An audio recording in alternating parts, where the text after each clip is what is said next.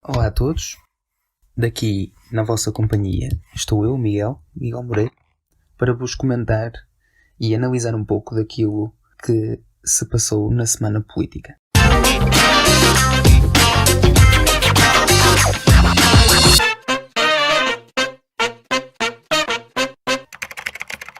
Para começar, e toco neste ponto em primeiro lugar, que ressalta aos olhos de toda a gente, foi a saída do, até há poucos dias, Ministro das Finanças do Governo Socialista, Mário Centeno. Mário Centeno saiu do governo, vai sair do Eurogrupo e saiu do governo de uma forma bastante caricata. Saiu do governo, pediu a sua demissão justamente no dia antes da votação do período de nojo entre a saída de um cargo de governo e a entrada do Banco de Portugal. Ou seja, a votação iria realizar-se num dia, uma votação que, se fosse aprovada, não permitia um membro do governo nos próximos 5 anos não se podia candidatar a governador do Banco de Portugal. E, a pensar nisso, o Mário Centeno, sabendo desse pequeno pormenor, que se torna num por maior, a saber disso, demitiu-se justamente no dia antes, que é para poder assaltar, entre aspas, o lugar de governador do Banco de Portugal. Não deixa de ser caricato. Qual é a herança deste nosso Ministro das Finanças? Vai ser primeiro marcado para a história do Ministro das Finanças que saiu em plena pandemia. Depois vai ser lembrado como Ministro das Cativações.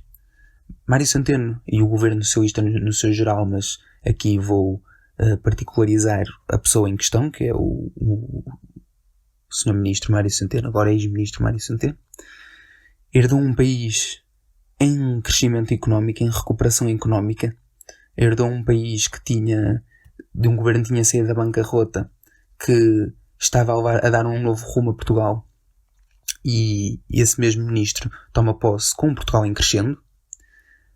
Pegando nesse Portugal em crescendo, e ao longo da última legislatura, dos últimos 4 anos, e mais estes meses das últimas eleições de outubro até agora, é o Ministro das Cativações. É o ministro que fazia quando era o homem forte do governo, fazia de tudo. Não era só o Ministro das Finanças. Era o Ministro das Finanças, Ministro da Educação, Ministro da Saúde. Era o Ministro de tudo ao mesmo tempo. Porque no fundo tudo passava para ele. A ala pediátrica do Hospital de São João precisava de ser renovada. Precisavam as crianças de sair dos contentores. E apenas precisavam do aval e do cheque e da, entre aspas, carta branca do Ministro das Finanças. Precisavam que o Ministro das Finanças basicamente passasse o cheque para a concretização dessa obra. E esse mesmo não o fez. Esse mesmo impediu que essa ala pediátrica fosse realizada. Ou seja, o Ministério da Saúde podia e o Ministério das Finanças já não podia. Portanto, é nesta ótica, e este é um dos pequenos grandes exemplos, se é que posso dizer assim, da herança deste nosso ministro. Depois é o ministro da maior carga fiscal de sempre. A maior carga fiscal de sempre. O maior atentado aos bolsos dos contribuintes, principalmente da classe média. Da classe média que sustenta o resto, basicamente sustenta a nossa economia. Atacou as empresas. Os impostos, como eu estava a dizer, das famílias, os impostos sobre o rendimento pessoal é de uma exorbitância incrível. E o das empresas vai exatamente para o mesmo caminho. Portanto, esta é a nossa herança de Mário Centeno. Mário Centeno ficou conhecido no governo e até bastante bem visto da sociedade em geral. Porém, não concordo com essas análises. E estas pequenas coisas que são grandes no final, mas que parecem ser pequenas, muitas vezes passam ao lado das pessoas. E se nós repararmos que foi o autor justamente destas cativações todas, afinal não é assim uma pessoa tão bem credibilizada, afinal não é assim uma pessoa com tantas qualidades. Porque já me vieram dizer que, por exemplo, mas foi o único ministro, foi o ministro do único governo que conseguiu ter um excedente orçamental. Certo? O excedente não é uma questão de opinião, é uma questão de facto. O excedente aconteceu, o excedente houve. Mas não importa só o fim. Temos que ver por que caminhos é que... Temos que ver por quais apiadeiros o comboio passou para chegar à grande estação, para chegar à GAR. E se nós pusermos o excedente orçamental como a GAR, quais foram os apiadeiros? Cativações, cortes nos serviços públicos e uma retórica socialista que não se concretizou.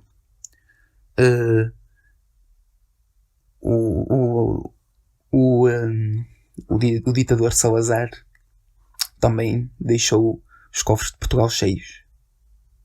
Mas para deixar esses mesmos cofres cheios, para chegar a essa grande GAR, porque a Piadeiros passou. Fome nas pessoas, crise social, analfabetismo. O que acontece agora não é nem de longe nem de perto igual. Não, apenas quero dar esta pequena comparação, porque se o excedente orçamental for a GAR, quais foram os apiadeiros? Escolas que têm portas fechadas, hospitais sem camas. Portanto, cortes no financiamento às forças de segurança e aos profissionais de saúde, cortes e promessas de uma luz ao fundo do túnel para os professores que nunca se concretizou. Portanto, é esta a herança deste nosso querido amigo Mário Centeno. E falar sobre o Ministério das Finanças implica quase automaticamente falarmos do novo Ministro das Finanças, de João Leão. É uma pessoa que tem uma formação numa universidade famosa dos Estados Unidos e tem um passado já na política. Começou em 2009 com Fernando Medina no governo de José Sócrates e mais tarde prosseguiu e foi diretor do gabinete de estudos do ministro de Pedro Passos Coelho, que era o Álvaro Santos Pereira. O que não deixa de ser curioso que nesta atual conjuntura tenhamos um partido socialista a deixar um bocado de ser socialista. Porque se formos a reparar bem, João Leão pertenceu a um gabinete executivo, foi diretor do gabinete de estudos de um ministro do Dr. Passos Coelho. E há poucas semanas o nosso primeiro-ministro António Costa, entre aspas, contratou, apesar de ter 70 ministros, apesar de ter 70 membros do governo, com o secretário de Estado incluídos, apesar de ter 70 membros do governo, ainda foi contratar mais um para, entre aspas, sacudir a água do capote, no que toca à nossa economia frágil. E é curioso que num governo socialista tenhamos um homem que pertence a um governo de Passos Coelho. E é também curioso que o nosso primeiro-ministro tenha contratado um gestor de uma petrolífera. Ou seja, será que o PS está a abandonar o seu cariz socialista e está a ir para um cariz capitalista? Portanto, acho que são questões a ter-se em conta. Eu não quero julgar já o João Leão desde o início. Não faz parte da minha forma de estar em nada. Em nada, não é só na política. Eu não gosto de julgar desde o início. Portanto, vamos esperar para ver. Mas quando concerne ao ministro Mário Centeno, foi isto que se passou. Cortes. Portanto, é uma imagem que passa para fora muito diferente daquela que tem, daquela que existe verdadeiramente. Resta saber agora qual vai ser a posição dos partidos da extrema-esquerda, o Bloco de Esquerda e o Partido Comunista. São partidos, como eu disse, de extrema-esquerda, e resta saber como é que se vão comportar em relação a um governo do Partido Socialista, que parece ter feito uma viragem assim um bocado para o centro ou para a direita, que na minha opinião não vai correr bem.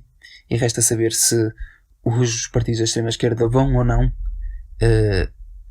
perpetuar a sua incoerência. A sua incoerência que, como eu disse, já vem a ser implementada há muito tempo. Resta saber se vai continuar. Neste episódio, nesta segunda parte, irei falar sobre outros acontecimentos desta semana que eu considero trágico, que é a continuidade do racismo, somando aos vandalismos que têm assolado a nossa sociedade. Tudo começou nos Estados Unidos. A história do racismo já vinha a ser, e bem, porque nos Estados Unidos é muito grave o que se passa. Nos Estados Unidos existe racismo, não podemos contornar esse facto. E essa história então do racismo, e atenção com esta expressão, eu não quero de alguma forma minimizar o valor deste debate. É um debate que tem que ser debatido, salvo o pleonasmo. E, portanto, como eu estava a dizer, o racismo já vinha sendo muito manifestado nos Estados Unidos, e o caso de George Floyd apenas foi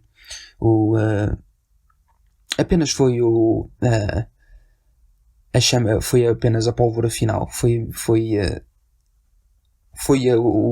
a gota d'água, basicamente.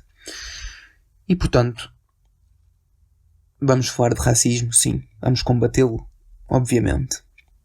Mas não podemos combater o racismo sendo racistas. Não podemos combater a violência policial sendo violentos. O que aconteceu em Portugal, e aliás até começou nos Estados Unidos, primeiro até vou aos Estados Unidos, porque vandalizaram muitas estátuas. E a análise que eu quero fazer sobre estes casos é a seguinte: vandalizaram entre muitas, por exemplo, as estátuas do Cristóvão Colombo, da Abraham Lincoln. Mas é curioso que essas pessoas que se manifestam contra o racismo e contra a suposta colonialização, é por isso que muitas vezes perguntavam qual era a utilidade das aulas de história, porque não tinha nada de útil. Pois eu sempre tentei explicar, mas essas pessoas ficavam sempre na dúvida. Pronto, agora com estes factos, acho que as pessoas vão ficar um bocadinho mais satisfeitas no que concerne à sua percepção sobre a utilidade, por exemplo, da disciplina de história. É preciso estudar as coisas, é preciso enquadrar as coisas. Lincoln foi quem aboliu a escravatura nos Estados Unidos, libertou os escravos. E, portanto, vamos vandalizar com um pretexto do racismo, vamos atirar as estátuas ao chão das pessoas que combateram esse mesmo. Eu acho só absurdo. Depois, cá em Portugal, vandalizaram em Lisboa a estátua do Padre António Vieira. Vamos lá ver quem foi Padre António Vieira. Foi justamente quem protegeu os índios. Foi justamente quem iniciou o método da escolarização para os filhos dos escravos. E vamos fazer isto a este homem. Colonialização. O que é que o Padre António Vieira fez? As pessoas... É preciso ter-se um bocadinho de cultura. Nós não podemos mandar as bacuradas para o ar e esperar que sejamos bem recebidos. Claro que não. Combater o racismo não é vandalizar memoriais e estátuas a quem combateu esse mesmo. Eu acho que é só absurdo. Primeiro é preciso estudar e ir-se às aulas de história, porventura. E depois analisar. E assim vamos perceber que nenhuma destas personagens da história nunca foram racistas, nunca perpetuaram a colonialização, nunca foram apoiantes da escravatura, por exemplo. Portanto, é um absurdo. Isto que está a acontecer só mostra a incultura e o vazio da opinião crítica e o vazio do conhecimento da história. A história não vale a pena ser reescrita. A história passou-se de uma determinada forma. Não vale a pena lançarmos anátemas sobre pessoas que não tiveram culpa nenhuma da história ter sido o que foi. E por outro lado, se houve episódios de racismo no passado, claro que houve, como ainda há agora. Se ainda no século XXI há episódios de racismo, o que fará no século XV e no século XVI? e 17 e 18 por aí fora. Mas há um pormenor que nós temos que ter em atenção. Não podemos criticar, não podemos dar uma opinião baseada numa visão do século XXI sobre o mundo e a realidade do século XV. As ideias, as ações, as ideologias, os pensamentos, desde o século XVI, XV, XVI, XVII, por aí fora, até o século XXI, mudaram imenso, e ainda bem, mudaram imenso. Portanto, não é com um olhar crítico do século XXI que podemos analisar as ações do século XVI. Isso é, no mínimo, absurdo. Absurdo. Portanto, é o que eu acho. Acho que os vândalos devem ser punidos. E se o objetivo destas manifestações é o racismo, combater o racismo, desculpem, mas estamos a combater tudo menos racismo. Estamos a combater a democracia. E quando combatemos a democracia, os extremistas e os demagogos saem da sua toca para morderem outra vez. E é preciso termos atenção. Porque os contornos que estas manifestações e estes vandalismos estão a elevar são contornos perigosos. São contornos de antagonismo às ideias que querem passar. Porque se querem passar a ideia de que temos que combater o racismo, não devemos combater quem combateu o racismo. Se é que me fiz entender. Porque era a mesma coisa de que basicamente chamarmos os bombeiros por causa de um...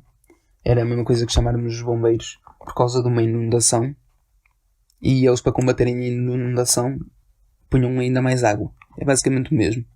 Ou como uma deputada do PSD tweetou esta semana: não vamos combater as chamas apagando as chamas com combustível. Portanto, é preciso termos atenção a isto. E é preciso mesmo combater o racismo, mas combater o racismo com racionalidade. É preciso usar mais a razão e menos a violência. Portanto, era isto que eu queria deixar para esta semana.